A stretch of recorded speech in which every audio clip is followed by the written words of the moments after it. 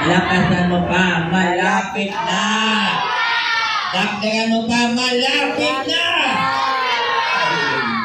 Kapag sinabing darating, hindi mo pa nakikita. Pero alam mo, madarating.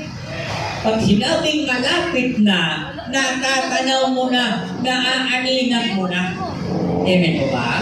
Kung sa pera ka, kahit medyo madilim, alam mo kung lakat, alam mo kung US dollar, alam mo kung Philippine money. Bakit? Naaaninag mo na.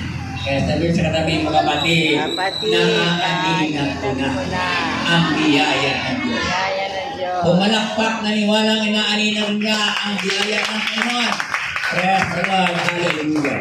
Kapag naaninag mo na kasunod yan, sabihin sa katabi mo, sigurado na. Sigurado na. Lakasan mo pa, sigurado na. Dagdagan mo pa, sigurado na. Sigurado na. Kanina, ang ating kapatid kasi yan ang dating tumingito eh. Hindi mo na siya nakilala kasi nga hindi pa siya at gumanda pa kasi pumuti ng todo eh.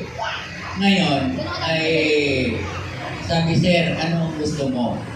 Sabi ko, kape lang sa akin. Ako ko na po dyan kasi kasama ng video. Maya may naamoy ako. Alam mo na amoy ko. Kape. Bakit kape? Nasa tabi ko ng kape na minamahal ko dati. Eh ininom ko na bakit? Nasa tabi ko lang. Eh kapag naamoy mo na, sigurado na. Kaya sabihin sa katabi mo, kapatid, sigurado na.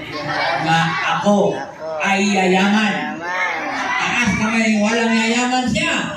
Palakpakan natin ang malakas ng Diyos. Hallelujah. Palakpak ko kasi. Talagay ko para hindi kayo kumbinsido.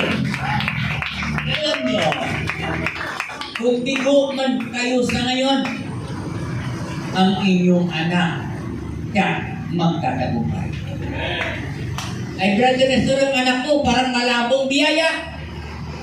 Ay, huwag kang manghina. Bakit? Kapag nag-asawang anak mo, baka sa manugang kababawi.